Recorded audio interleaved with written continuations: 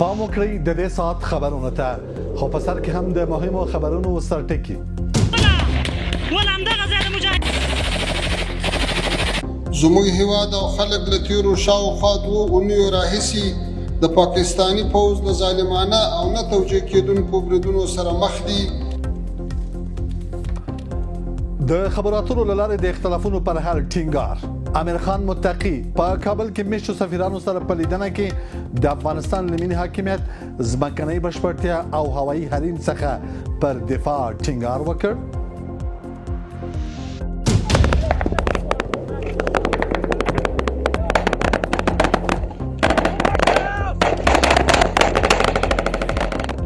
په افغانستان کې د لویدیځ د ولسواکۍ ناکامه تجربه. د امریکې دفاع وزیر ویلي د افغانستان د جګړې تجربه وښوده چې په دې هیواد کې د لویدیځ په شان دیموکراسي جوړول له پیله واقعي طرحه نه وه.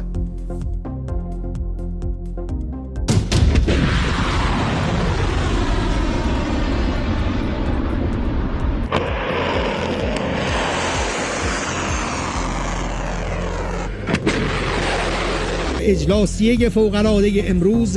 آیت الله سید مجتبی حسینی خامنه‌ای آن رهبری 17 اسفند ماه 1404 او له ایران سره د امریکای اسرائیل له سم ورځ جګړه. د ایران د نوي رهبر په توګه د مجتبی خامنه‌ای ټاکلو سره هم مهاله پر اسرائیل او یو شمېر منځني ختیځ هیوادونو د ایران توغندیز بریدونو دوام.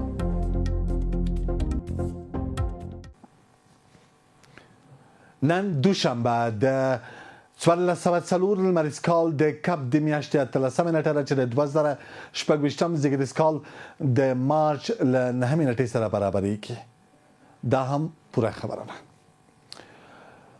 تحریک طالبان پاکستان د یوې اعلامیې په خپرولو سره د خیبر په نامه خپل پسرلني کلنۍ جګړیز عملیات اعلان کړل. TTP ویلي چې تیر خندق عملیات بریالي ول او دا ځل به د خیبر په نامه نو عملیاتو کې د پاکستان د پاوز پر ضد خپل بریدونو ته دوام ورکوي. د تحریک طالبان پاکستان په اعلامیه کې راغلي چې د خیبر په نامه عملیات د دې ډلې د مشرتابه په امر اعلان شوی دی. دا په داسې حال کې چې ویل کېږي تحریک طالبان پاکستان په دې وروستیو کې ګڼ شمېر پرمختللي وسلو ته هم لاسرسی پیدا کړی او په وروستیو میاشتو کې د پاکستان پر پوځي رژیم له دغو پرمختللو وسلو هم ګټه اخیستل شوې ده. په دې اړه د لا باس په مخه د انټرنیټ له لارې راسره وصل دی د نړیوالو چارو کارپوه سید بلال فاطمی صاحب. فاطمی صاحب سلامونه او درنښت. بسم الله الرحمن الرحیم. سلامونه احترامات تاسو او تاسو قدرمنو لیدونکو اوریدونکو. فاطمی صاحب TTP د پاکستان د پوز پر ضد د خیبر په نوم نوې پسرلني عملیات اعلان کړي. د TTP چې د پاکستان یو داخلي وسلواله ډله ده له خپل پوز سره څه اساسي ستونزې لري؟ دا خو د دغه پاکستان داخلي ډله نه ده. د پخوا د دوی ډله وا د په کله چې په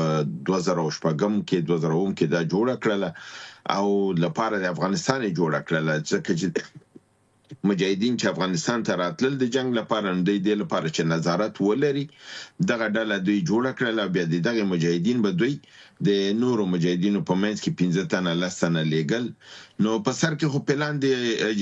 جنسي بلی مګم د لاندې خلک خو د دینه به خبري د عام خلک د څوک چې جهاد کې راځي اخو په کوم افکارو چې مقدس هغه باندې کوي نو هغه ته خدای معلومه نه چې بره لوبه شي روانه ده. زه چا د برنامه تر اوسه ما څوک زمانه استفاده کوي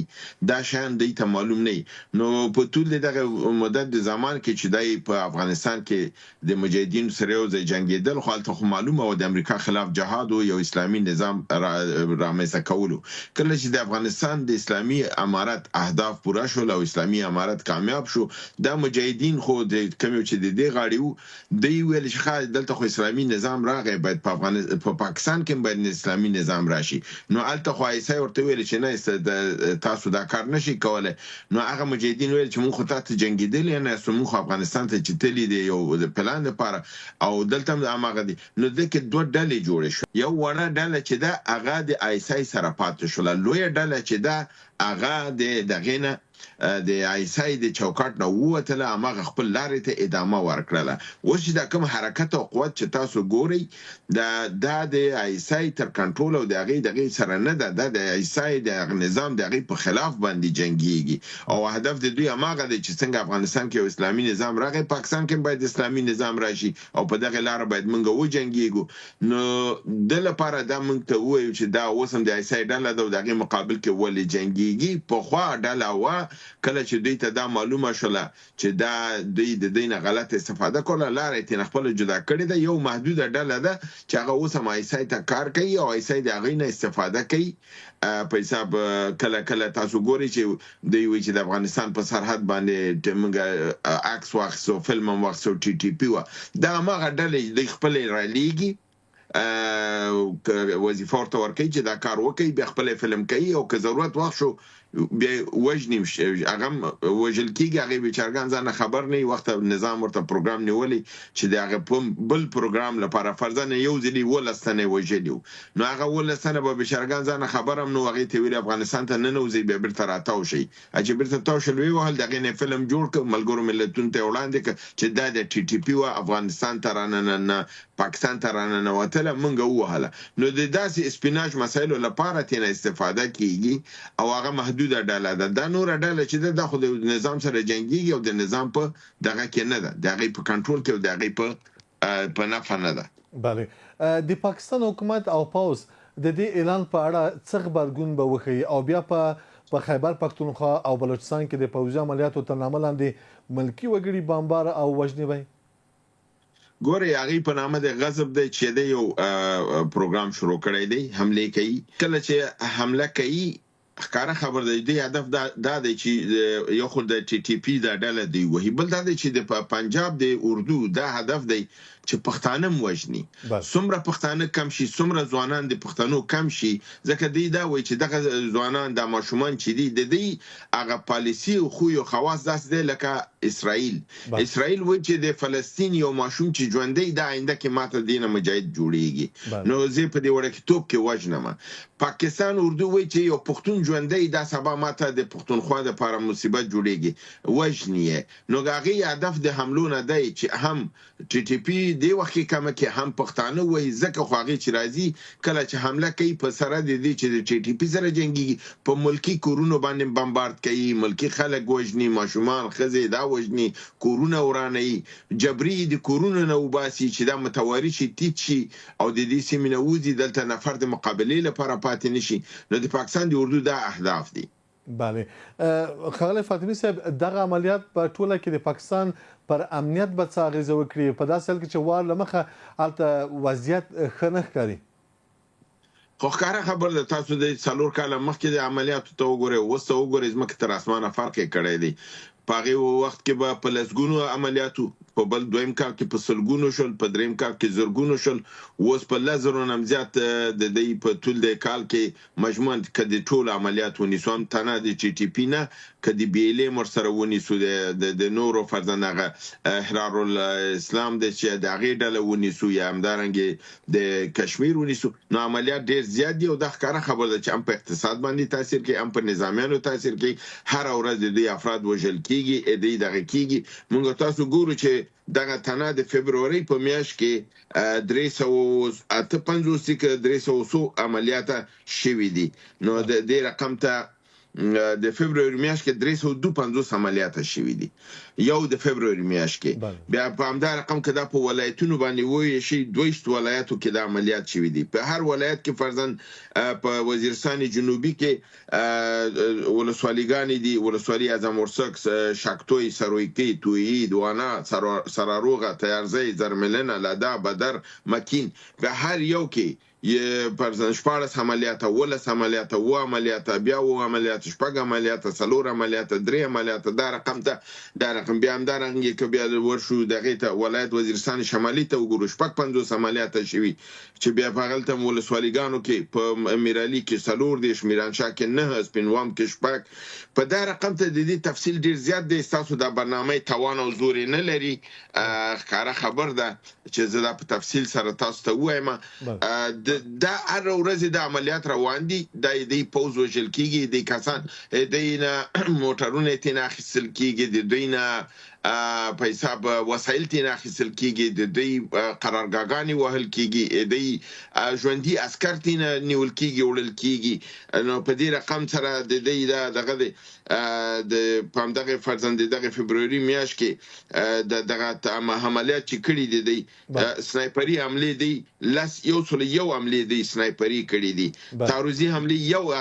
تعرضي حمله شوي دي د میزایل حمله سلور دیش حمله شوي دي د ګوریلایي حمله سلور دیر شوی دي هدفمند حمله 2 دیر شوی دي لاسی بمونه حمله 1 شوی دي جوابي حمله 0 شوی دي او استشهادي 1 شوی دي نو دا رقم ته د ښکارا خبر د چار نظامی پاغي تاثیر کوي ام نظامی لحاظ نه په تاثیر کوي ام اقتصادي لحاظ نه او پروګرام هم دا چې کال په کال دا قوت واخلي او د سیو مختی تر ورسیږي چې پاکستان مجبور کی چې د مجاهدینو سره خبرو تکینی او د مجاهدینو هغه غوښتنو ته تنور کی ترسو څنګه چې افغانستان کې اسلامي امارات راغی په نتیجه د دوحه کې د شي د قرارداد په یا په کابل کې وشي یا د قرارداد په یو بل همدغه سیمه ملک کې وشي او په ماغ نوم باندې با قرارداد یادېږي او د دلته نظام بدل شي دا نن د حسابات دا کیدونکې دي پاکستان اخیری شټنه کې وਹੀ لغتي وਹੀ خو ان شاء الله کوم نتیجه نه اخلي باندې د ورسي پښتنې په توګه خالد فاطمي صاحب په دې ورسي بریدونه کې چې ټي پی تر سره کړی دوی ډیر پرمختللو وسلو ته هم لاسرسي پیدا کړی آیا دا غډله لکه د هواد یا د هند لکه څنګه چې پاکستان په هند تور لګوي واقعا له هند لخوا ملاتړ کیږي بالکل کوم ملاتړ نه وي دا شی امکان نه درلود د هند نه زیات بره زه فکر کوم مستقیما د امریکا لاس دی خپل پاکستان تیر میاشت ویل د عملیات په دغه کې وشول په بلوچستان کې هغه وسیع عملیات چې وشول دی لوی ویل چې د دې پیسې او د حمایت د امارات متحده عربی نه شوو نو تاسو کار معلومه د امارات متحده عربی کوم کار کوي خپل د ځان نه خو نه کوي حتما د امریکای په اشاره کوي نو ښکارا خبر ده چې کوم پیسې غي ورکړي پلان ورکړي دي د امریکای په اشاره ورکړي او دغه منصوبه چې دلته روانه ده د امریکای منصوبه ده هم هندستان حمایت کوي هم امارات متحده عربی حمایت کوي حتی روسان هم په خپل علاقه لري علایق لري او دغه علایق په حساب باندې هغه خپل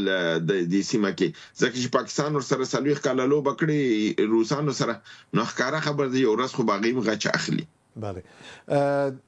د نړیوالو چارو کارپوه سید بلال فاطمی په خبرونه کې مو له ګډون څخه نړۍ مننه ستاسو نه مننه چې راوم بلل د بهرنیو چارو وزیر امیر خان متقی په کابل کې مشتو سفیرانو او د نړیوالو سازمانونو له استازو سره په کابل کې کتل دي ښاغلي متقی د افغانستان ملي حاکمیت ځمکنۍ بشپړتیا او هوایي حریم څخه پر دفاع ټینګار سربېره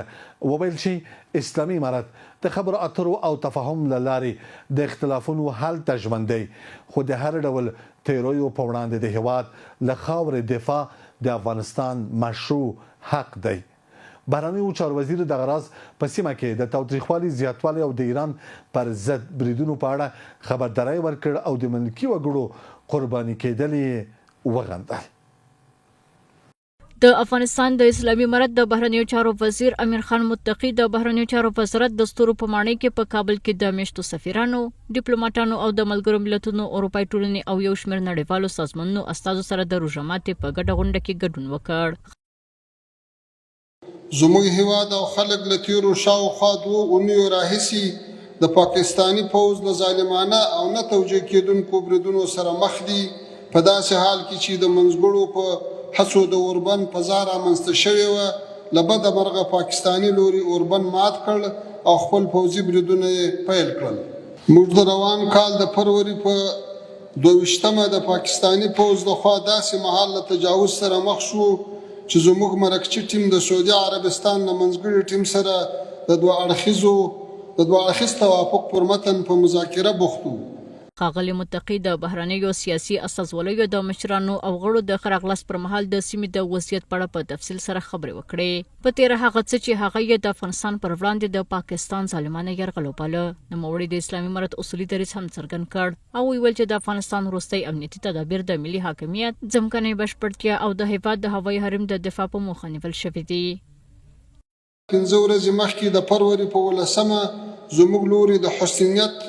روژې ته د درناوي او د منځګړو هڅو ته د مثبت ځواب په نیت 3 پاکستاني جنگي اسیران د سعودي عربستان پلاوي ته وسپارل. خو په ځواب کې د فروری په 22مه پاکستاني ځواکونو زموږ د هیواد په ختیځو او جنوب ختیځو ولایتونو کې د جټ او ډرون الوتکو پر مټ بمباري وکړې. په دغو پیښو کې پاکستاني پوځ و ملکي هدفونه د یوې مدرسې په ګډون بمبار کړل چې په نتیجه کې 15 تنه د ښځو او ماشومانو په ګډون شهیدان شول. د بهرنیو چارو وزیر ټینګار وکړ چې اسلامي امارت د متقابل احترام پر بنسټ د هوکړې خبرو اترو او اړیکو له لارې د ستونزو حل ترشمن دی، خو د هر ډول تیری په صورت کې د هیواد د خاورې دفاع خپل مشروع حق ګڼي. نوموړي د سیمې د عمومي وضعیت په اړه هم اندېښنه څرګنده کړه او ویل چې وروستیو پرمختګونو په تیره پر ایران بریدونه او د ایران او ځینو خلیجي هیوادونو ترمنځ د تاوتریخوالي زیاتوالي سیمه له امنیتي ګواښونو سره مخ کړې ده. دوی د تفاهم په ځای کوشش کوي چې د تقابل او فشار له لارې مشکلات حل کړي، خو تیرو لسیزو دا ثابته کړې چې فشار او د ځواک بې اساسه استفاده د مشکلاتو د حل پر ځای د مقاومت څپه لا ډېره قوي کوي. پاکستان اوس مهال د همداسې یو مشکل سره مخ دی. ښاغلي متقي د هیوادونو د حاکمیت سرغړونه او د ملکي وګړو وژنه وغندله او زیاته کړه چې د جګړو خپرېدل په سیمه کې د بې ثباتۍ لامل کیږي او هیوادونه باید د زور پر ځای د شخړو د حل لپاره له خبرو اترو، هوکړې او له ډیپلوماټیکو اړیکو کار واخلي. د یک ټلویزیون قدرمنو او معزز اردوونکو زما خبرې سرویس په همدې ځای پای ته ورسید. تر بیا ښې چارې.